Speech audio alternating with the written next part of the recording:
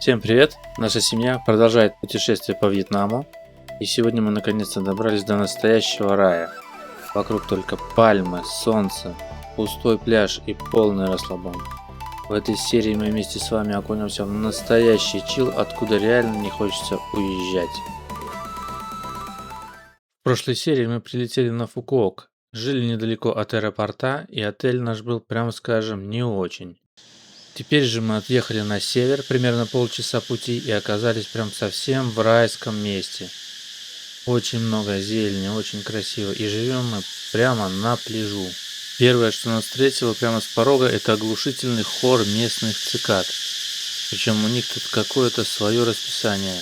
То стоит кромешная тишина, то врубается такой концерт, что друг друга не слышно.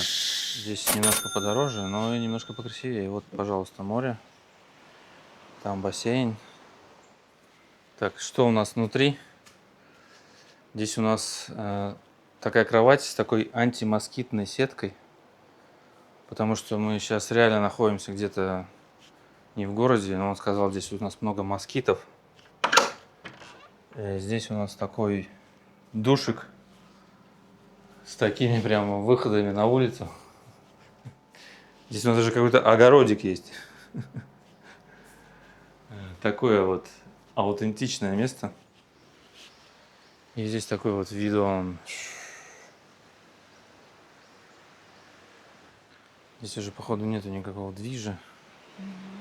Здесь просто пальмы, море и мы. По-моему,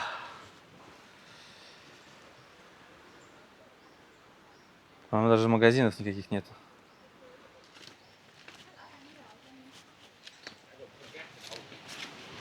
Что, идем посмотреть на территорию. Наше бунгало.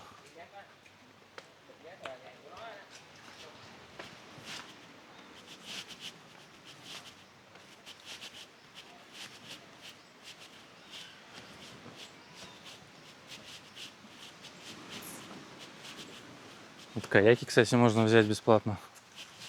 Сказали. Там ресторан, похоже.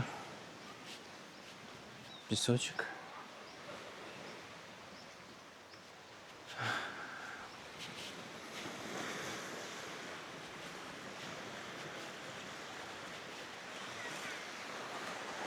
Два лежачка свободных.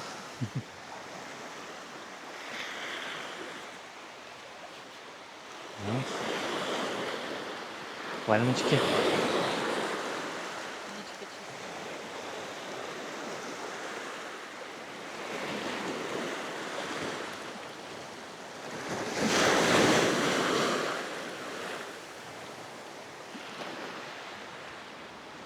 Ну, как-то так.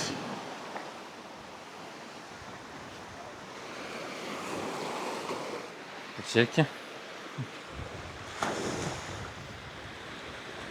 Вот эти каяки можно взять, покататься. Мы обязательно сделаем это. Пойдем еще бассейн посмотрим. Пойдем.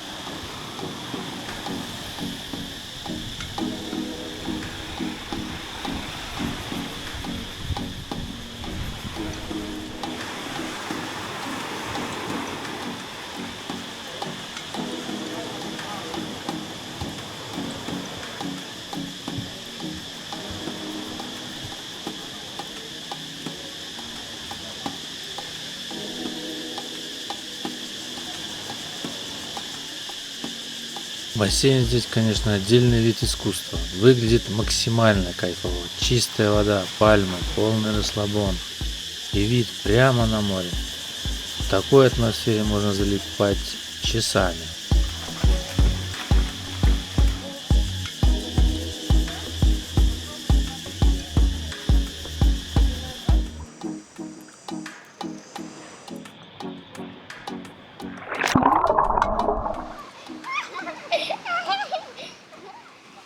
Скрипит песок.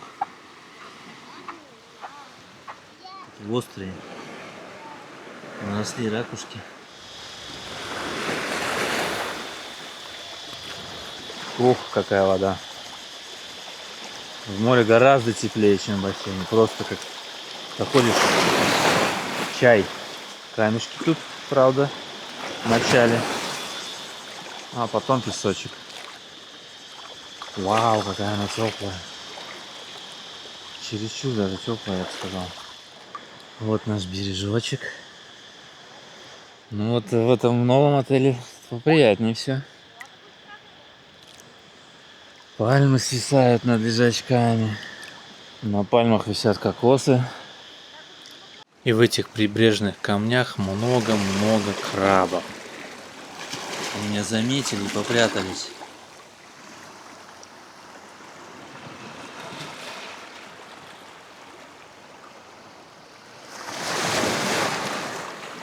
Там прям много. Вот он. Удирает.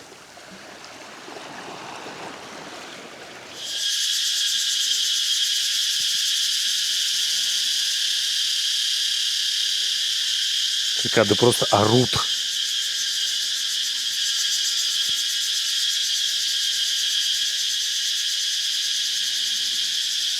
Ну что, вот наше Фобо. Как оно? Выглядит ничего. Дали нам еще зелени, как обычно. Какое же видео из Вьетнама без тарелки горячего Фобо? Наваристый бульон, правильные специи и очень много нежной говядины. Классика, которая на Фукуоке заходит просто идеально. А у Софии такой томатный супчик. Что, вкусно? Очень. Слава богу, Софи вкусно. Я тренируюсь есть палочками. Что пока не очень получается. Вроде нормально получилось. Но уже могу поесть. Забегая вперед, могу сказать, что мы довольно много раз ели фобо во Вьетнаме, но именно этот вариант мне почему-то очень запомнился и был, наверное, одним из самых вкусных, на мой взгляд. Взяли по велосипеду бесплатному. Сейчас поедем на разведку. Что тут в джунглях есть? Может, тут есть какие-нибудь дикие обезьяны или еще что-нибудь. Можно ехать.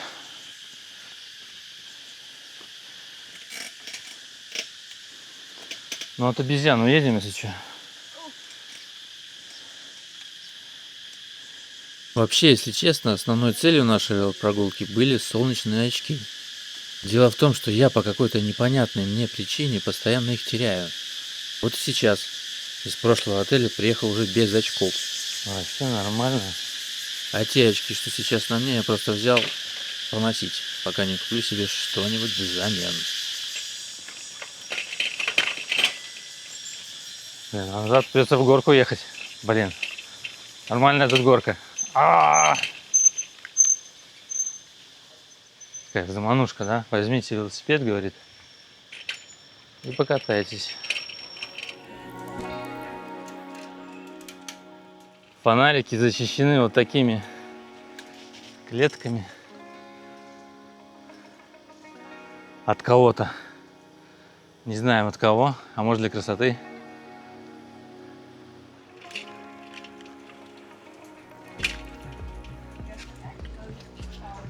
Ну вот, собственно, куда нам? Налево, наверное.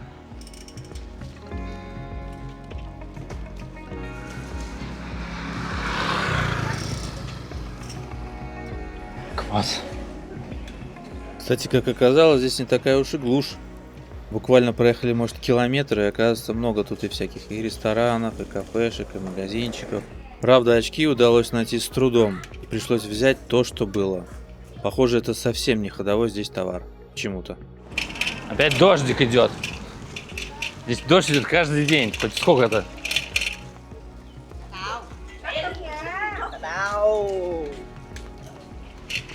Прикольно, слушай, на велике покататься.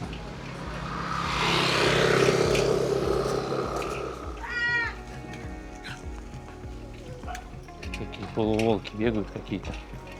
Вообще собак у них тут много, честно говоря. Понимаю я корейцев. У них, наверное, меньше собак.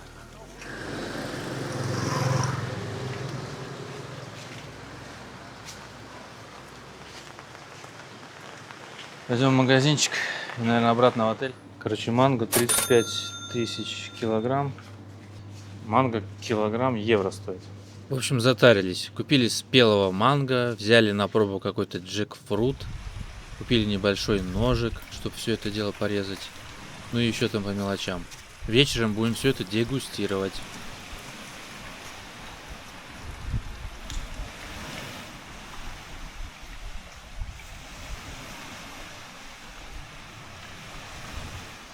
Ну вот, я что-то сомневаюсь, что какое-либо другое место переплюнет вот это место.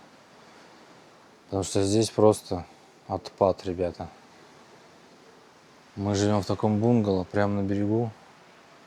Там у нас море, лежачки, бассейн, там ресторан, там еще один где-то. И все как бы.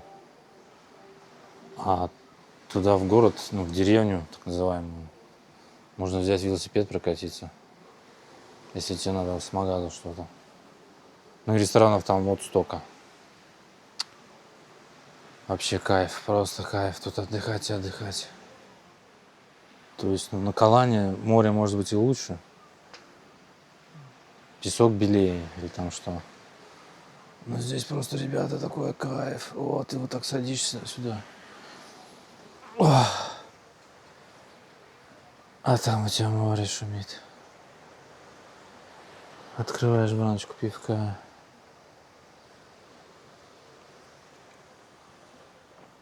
Можно и не открывать. Просто слушать шум воды. На пальмах кокосики. Кстати, даже некоторые валяются. Походу, они периодически падают. Вьетнамцы ходят вот в такой шапке, чтобы случайно кокосом не получить. Собственно, на ужин у нас было манго. Заодно и научились его правильно разрезать. Открываем языка. Оп. Короче, едим манго. Очень классно, очень вкусно вообще. Манго здесь почти бесплатно продается. Евро килограмм. Такое вкусное просто. Кажется, манго это мой любимый фрукт. А это какой-то джекфрут. Такая желтая хрень. Джекфрут это близкий родственник дуриана, Внутри косточка. но без того самого жуткого запаха. Сладкий, сытный и очень популярный в Азии. Но манго, конечно, вкуснее. Но это тоже есть можно, тоже сладкое. А еще это самый крупный фрукт, который растет на дереве. Вес может достигать 40 килограммов.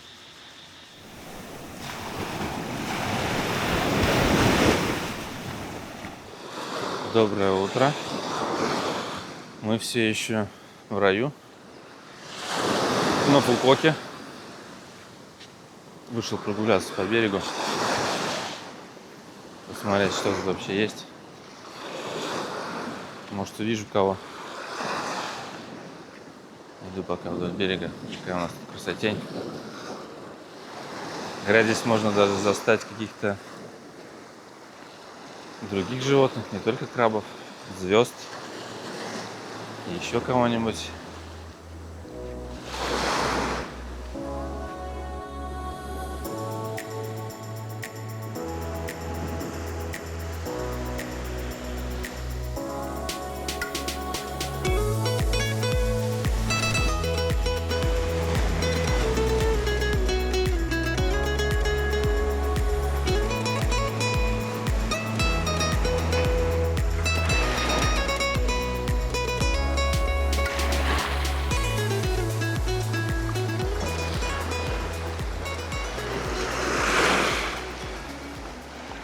рыбацкие лодки.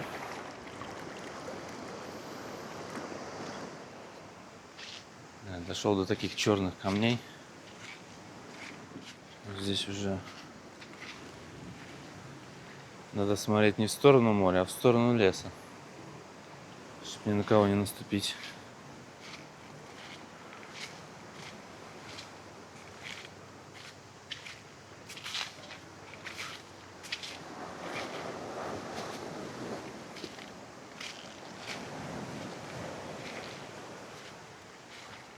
Пришел какой-то рестик.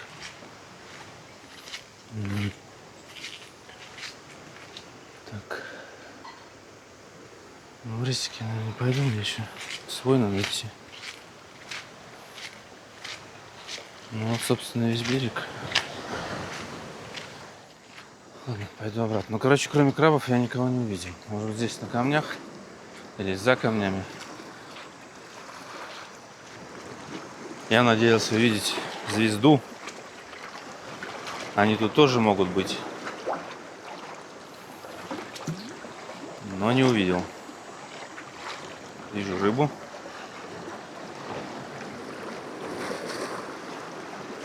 Много рыбы. И вижу глубоко.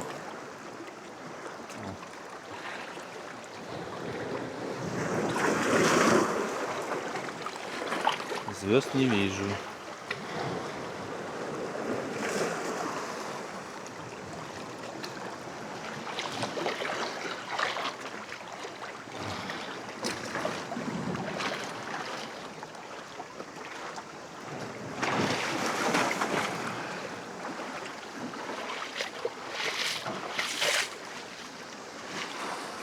Какой у нас тут завтрачек? Завтрак был на высоте. Можно было даже покушать тот же фобо, который мы уже брали в ресторане, и другие супы. А так всякие там сосиски, бекон, омлеты, рис, овощи, фрукты и еще много-много всего. Сейчас мы сделаем яичко.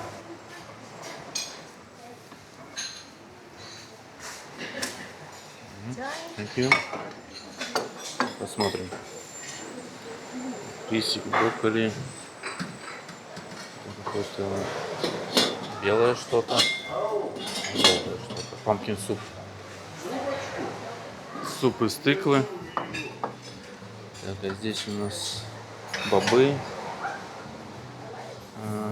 Чикен кончика. Зелень тоже есть.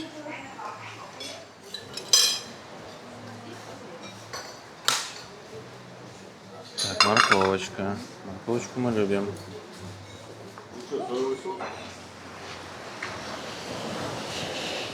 Такого завтрака у нас еще не было, да? С видом на море.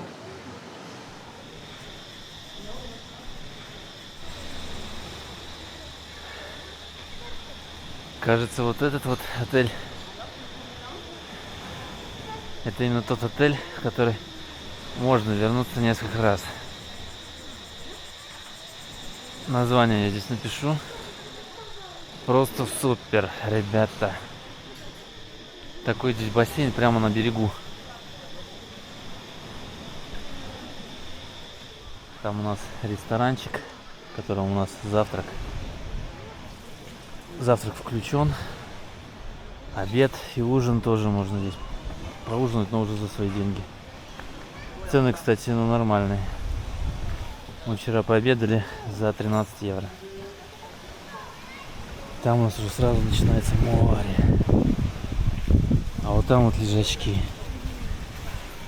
То есть здесь как раз вот такой островной, ненапряжный такой вайб. Никакой суеты, никакой движухи, никаких продавцов, ничего нету. Просто сидишь или лежишь и кайфуешь. Сюда можно приехать еще разок.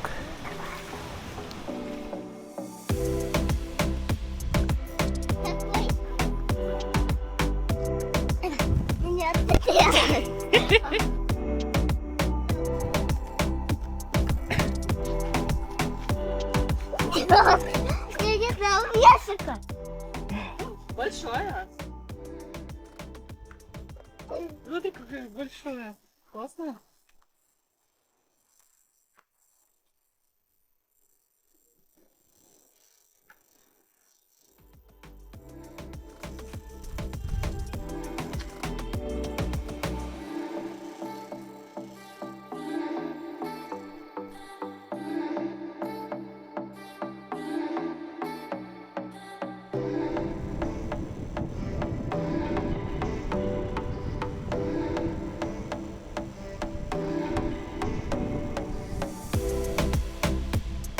Очень много ящериц и другой живности.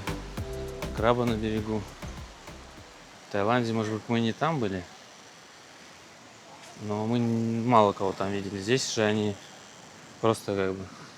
Ящерица может пробежать у тебя просто в номере по стене, внутри. А снаружи уж тем более. Здесь одна такая ящерица была, прям позировала. Вон она там сидит.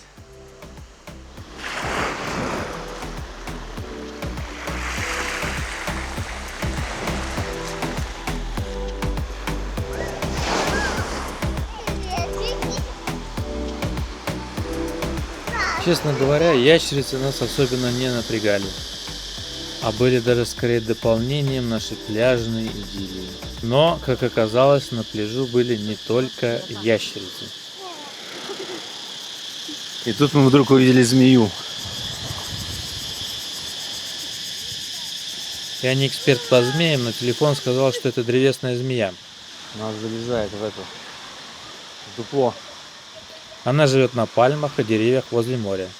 Считается слабо ядовитой, но для человека практически не опасна. Питается ящерицами, гекконами и мелкими животными.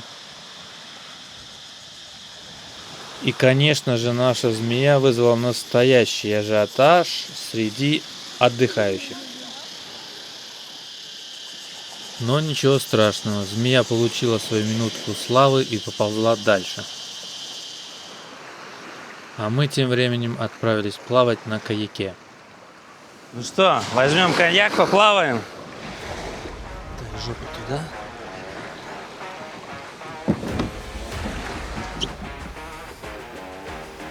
Берем пассажиров. Тут сюда. Так. Сейчас. Поплывем на глубину. Или нет?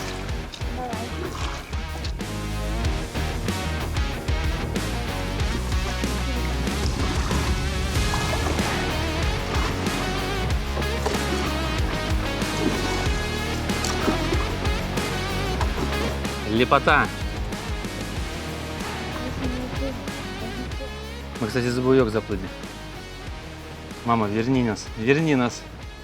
Верни нас за буёк с другой стороны. Камни. Вода прозрачная на самом деле, но море зеленоватое, кажется. Вот такая зеленоватая вода. Но вообще прозрачная. Ты идешь, видно и ноги, и все как бы до самого дна. Просто цвет воды такой, не бирюзовый, а зеленоватый. Но мы все еще находимся на западном побережье Фукока. Потом мы будем перемещаться, поедем на север и на юг. Так что ставим лайки, не забываем подписываться. Нас ждет еще много-много новых приключений. Во Вьетнаме, конечно же. И еще где-нибудь. София очень голодная. Мы, кстати, опять на нашем любимом месте. Так, у Софии ее любимый супчик опять. Томатный. Что это было? Это была Порк? свинка с луком карамелизированным, что такое, рис. А у меня спагетти сифуд, вот, пожалуйста. Сейчас посмотрим, что у меня тут. У меня тут много спагетти. Какие-то ракушки. И креветка одна. И кальмарчик. А, нет, 2 креветки, кальмарчик. А, еще осьминожка есть.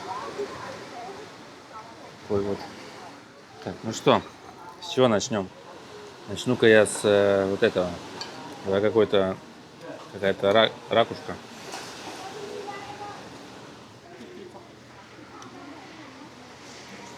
Угу. Здесь она держалась, а я ее съел. Целый осьминожек. Маленький, да? А еще вот это есть. Как это называется? Вот эти.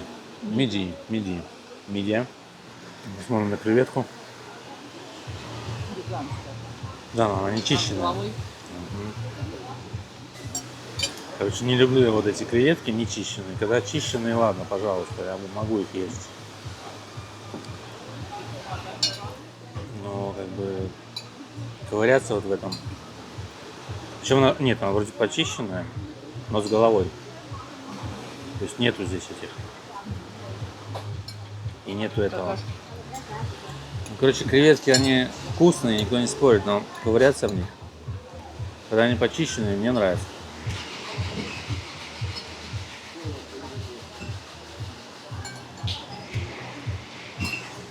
На десерт у нас, Софа, мороженое, клубничное или шоколадное. Потом банана, карамель, сос какой-то. Банана фламбе какой-то называется. Манго фламбе. Это то же самое, только... Ой, еще и с ромом. А, это с ромом. Это тебе нельзя. Есть блинчик. Блинчик с шоколадом и с бананом, походу. Блинчик. Йогурт еще есть. Ну, короче, блинчик банановый, да? Банана панкейк.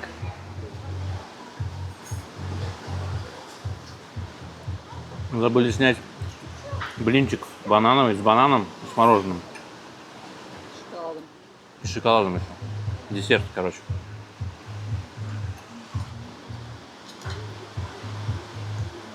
А вон там бананчики, да? Ну, короче, вот этот обед. Паста с морепродуктами. Там свининка с рисом. Анжела. Томатный супчик. И на десерт блинчик с бананом, с шоколадом и с мороженым. Стоило 22 евро. Ну и вода. Без пива, короче, сегодня. Сегодня понедельник, рабочий день. Пока без пива.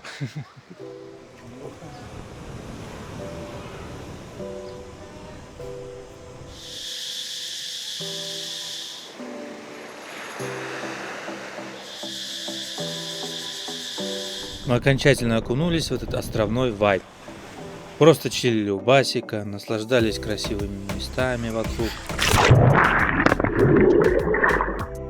И иногда выезжали на великах за манго и другими фруктами.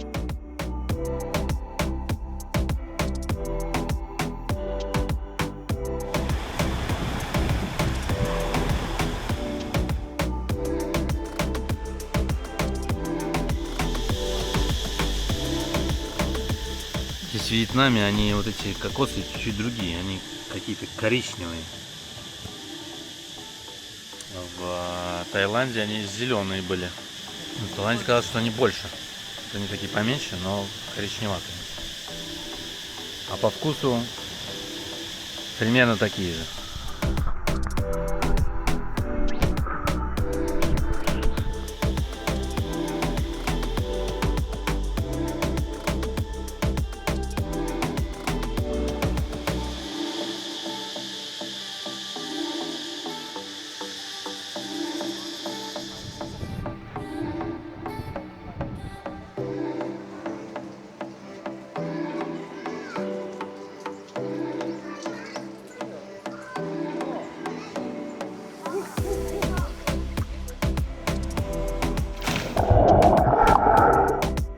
София времени зря не теряла и, наверное, сделала миллион нырков в бассейн, пока мы ловили это ленивое настроение. Никуда мы особенно не рвались, достопримечательности подождут, тем более, что скоро уезжать.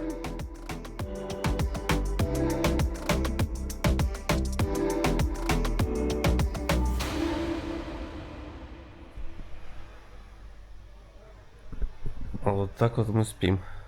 С таким шатром.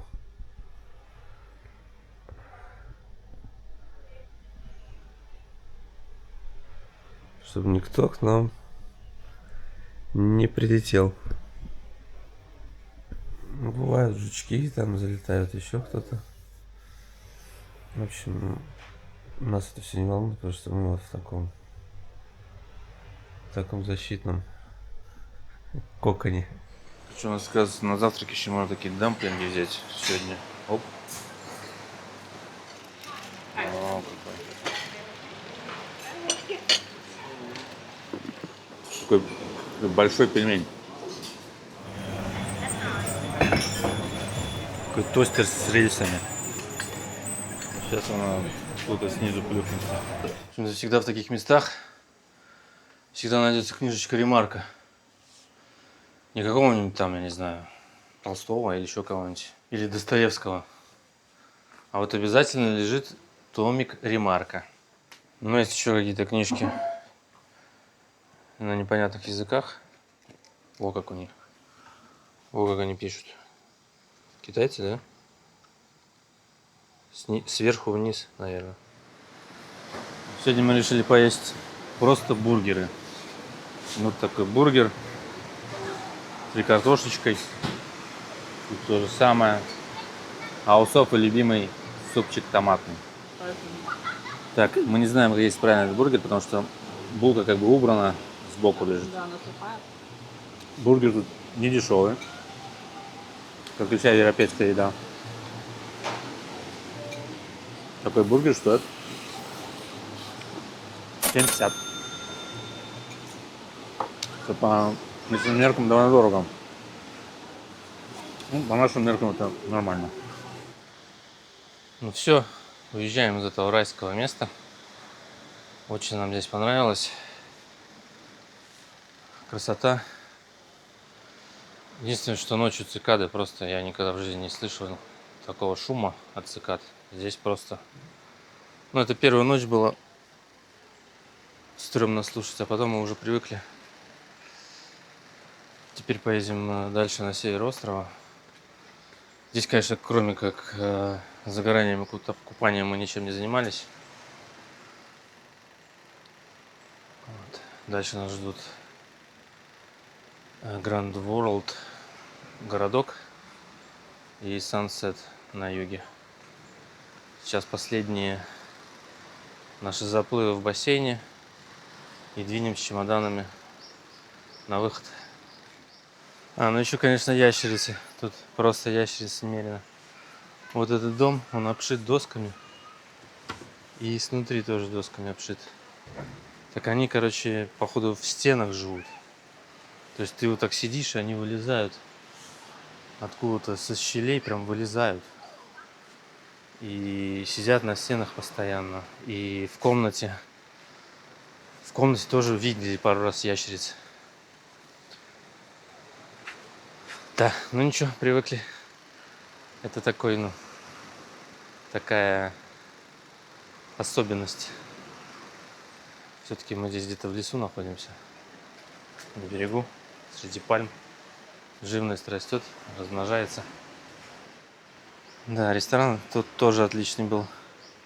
Завтраки просто отменные. Мы просто наедались на завтраки так, что раньше, чем 4 вечера, есть в принципе не хотелось. Потом ели. Это у нас такой был обед-ужин. А вечером уже какие-нибудь снеки, чипсы в пачку или еще что-нибудь. Да, еще такой нюанс. Здесь мобильная связь просто не ловит никакая на этом берегу. Ну, по крайней мере, там, где мы находимся, потому что, ну, где-то подальше от всяких городов и деревень. Ну, Wi-Fi есть, а мобильная связь просто emergency calls only. Ничего не работает. Вон там маленькая вылезла с нами попрощаться. А вообще тут и большие есть. Но их не так просто снять, они ночью вылезают. Вот и наше такси, которое отвезет нас в Grand World за 200 тысяч донгов.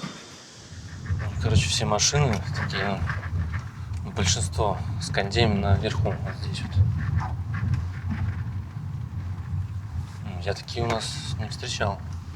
Это какая-то, наверное, комплектация такая южная. Это вот Mitsubishi какой-то, но они во всех так. Обратите внимание на флаги, серп и молот висит. Вот еще один.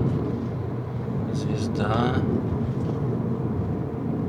Звезда. В общем, у них тут серп и молот везде висит на красном фоне. Типа у них коммунизм, наверное. Дальше мы перемещаемся в Grand World. Многие называют его бутафорским городом. А почему? Все подробности вы узнаете уже в следующей серии. Как вы уже поняли, дальше мы перебазируемся в Grand World. Посмотрим этот город со всех сторон. А еще сделаем несколько крутых вылазок. На сафари и на знаменитый пляж с морскими звездами. Будет интересно.